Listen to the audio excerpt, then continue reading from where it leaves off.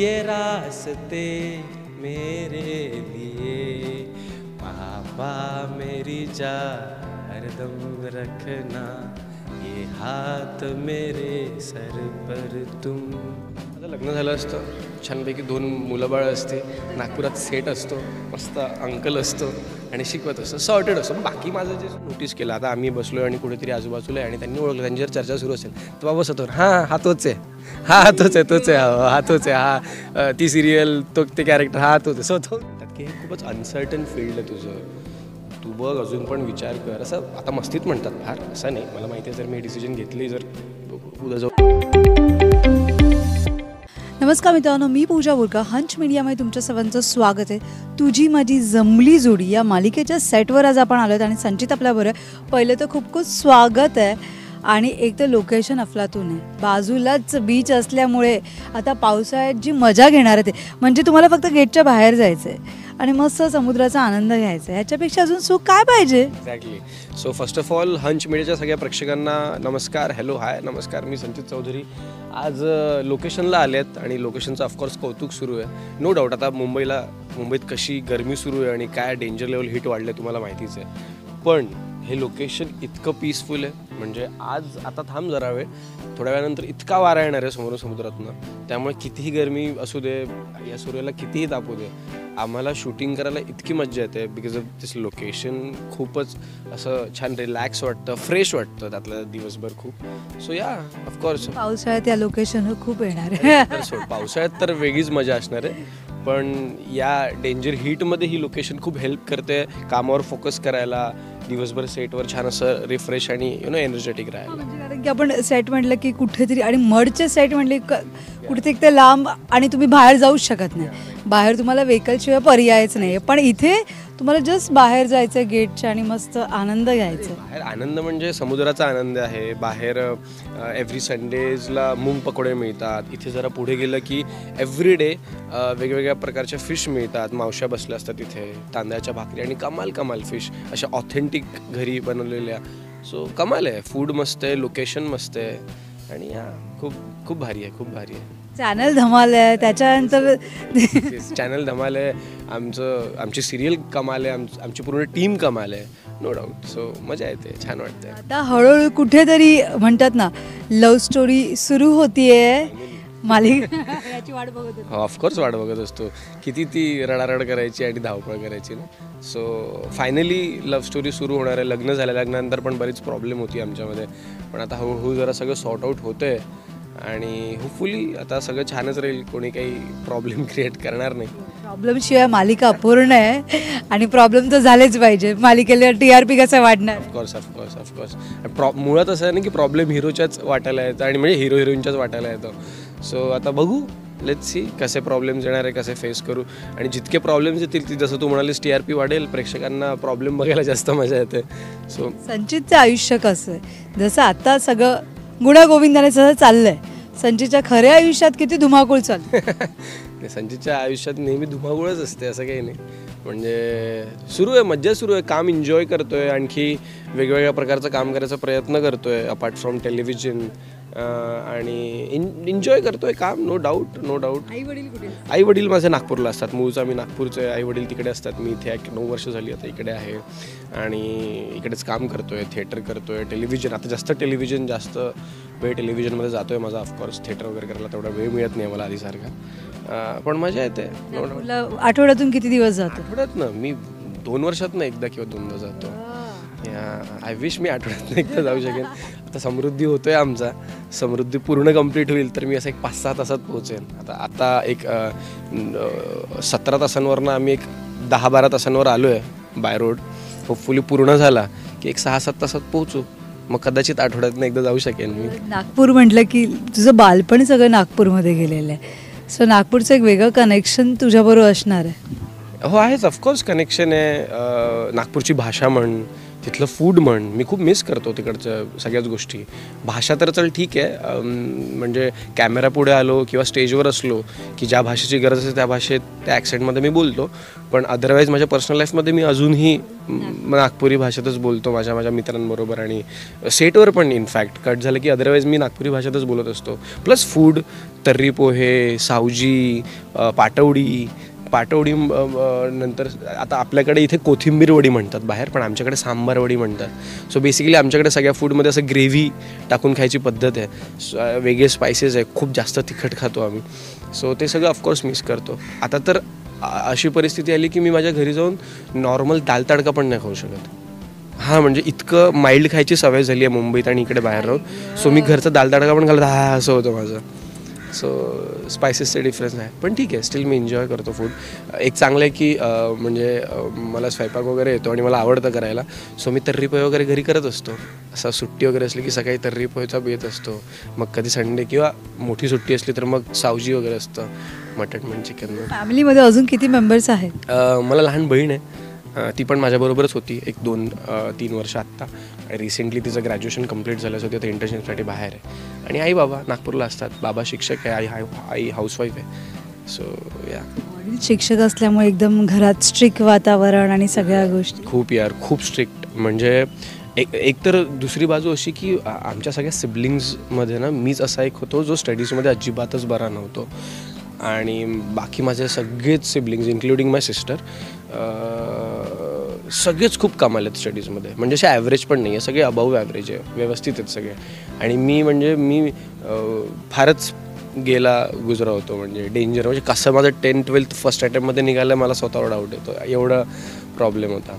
So of course बाबा माझे mathematics फिजिक्सचे teacher, त्याच्यामुळे बऱ्याच लोकांना अशी अपेक्षा होती की मी पण काहीतरी असं छान करेन, इंजिनियर वगैरे होईल किंवा नाही काहीतरी MBBSला वगैरे जाईल. त्यांचं प्लॅनिंग तसंच होतं, पण तसं काहीच घडलं नाही, काहीच नाही. ते खूप डिसअपॉइंटेड होते फॉर व्हेरी लाँग टाईम. पण आत्ता त्यांना बरं वाटतं ऑफकोर्स, आता जे काही मी काम करतो आहे. पण त्याला खूप वेळ लागला त्यांना अंडरस्टँड करायला, ही फील्ड म्हण किंवा हे काम म्हण त्यांच्यासाठी खूपच नवीन होतं. मुंबईत मला इथे पाठवणं, या सगळ्या कामाकरता सोडणं, तेव्हा सुरुवातीला त्यांना आयडिया नव्हती की नक्की काय करणार आहे, याच्यातनं काय घडणार आहे. पण आता त्यांना बरं वाटतं. पण त्यांना कधी कळलं की तुला ॲक्टिंगचं भूत तुझ्या डोक्यात आहे? हे मलाच नव्हतं माहिती for very long time, because me theatre आधीपासून करायचो. मग 10th नंतरच थिएटर सुरू केलं. एकांकिका, राज्यनाट्य वगैरे वगैरे माझं बरंच काही सुरू होतं.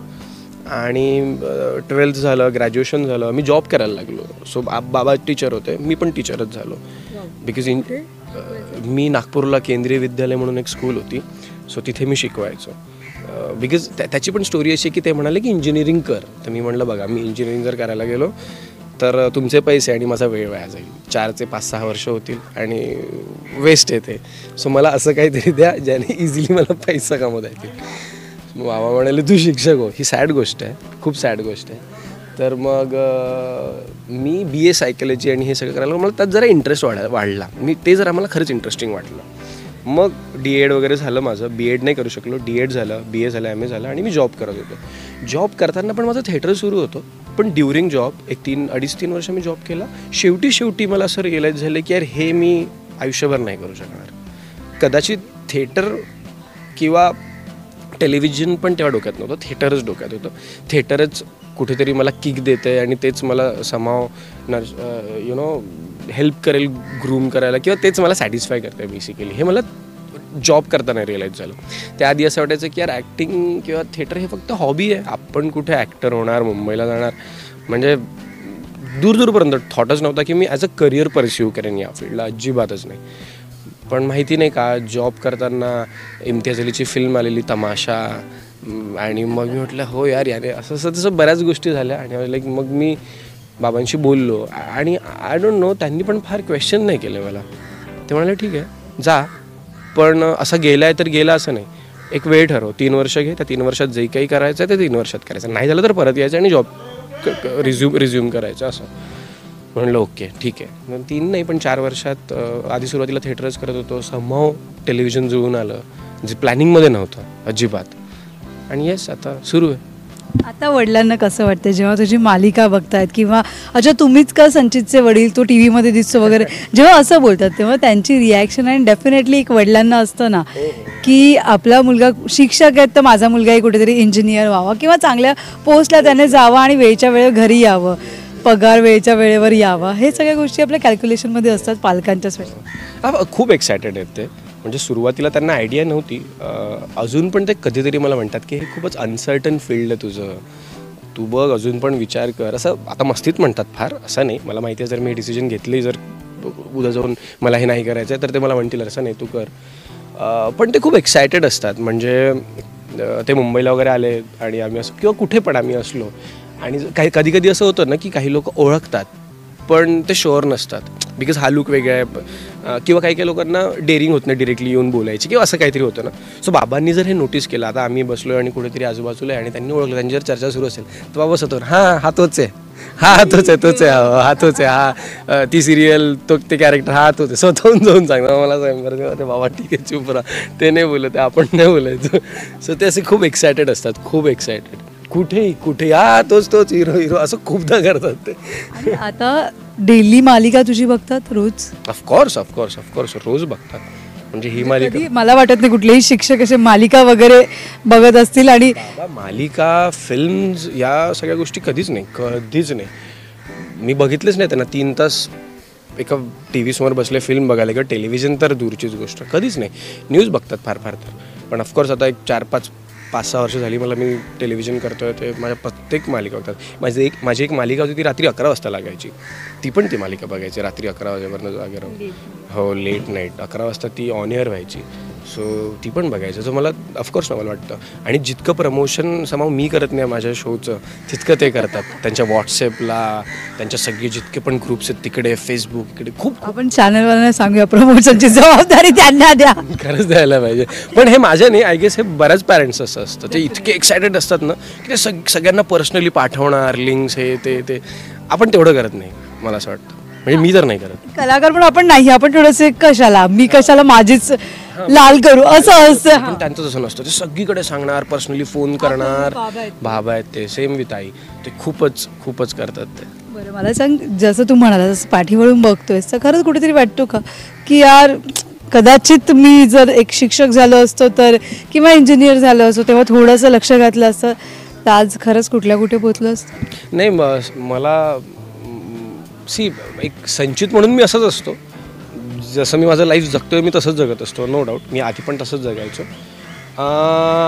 जर मी इथे नसतो, जर मी शिक्षक असतो तर आय एम शुअर माझं लग्न झालं असतं, छानपैकी 2 मुलं बाळं असते, नागपुरात सेट असतो, मस्त अंकल असतो आणि शिकवत असतो, सॉर्टेड असतो. बाकी माझं जे सुरू होतं असतं. पण काही आयडिओलॉजी चेंज झाल्या असतात कदाचित लाईफला बघून. एक आर्टिस्ट म्हणून आपण आपल्या लाईफला खूप वेगळ्या प्रकारे बघायला लागतो एका पॉईंटनंतर.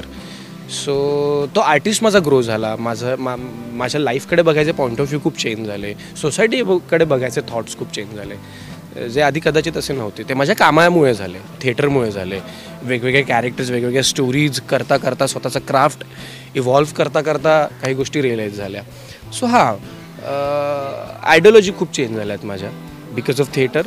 बाकी जर मी ते करत असतो तर मी एक नॉर्मल लाईफ जगत असतो. नॉर्मल असं नाही म्हणणार, पण जे आपल्या सोसायटीने ठरवलेल्या गोष्टी आहेत, याव्यात हे ते तसं माझं मुंबईत क्लासेस, संचित क्लासेस ओपन करायचं काही आहे का विचार? नाही कसले क्लासेस वगैरे नाही बाबा, क्लासेस नाही. जस्ट एक आपण विचार करायला पाहिजे या सगळ्या गोष्टी. मग त्याची प्रसिद्धी मी देऊ शकते तुला, संचित क्लासेस म्हणून लवकर. नाही अजिबात नाही.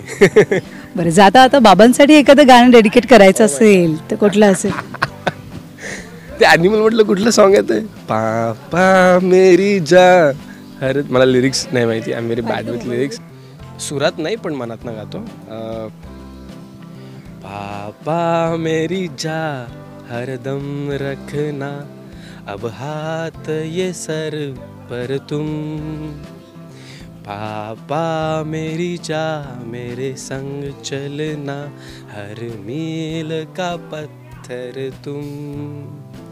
तुम्ही पे तो ठहरते हैं ये रास्ते मेरे लिए. पापा मेरी जा हरदम रखना, ये हाथ मेरे सर पर तुम. Thank you. I love you papa.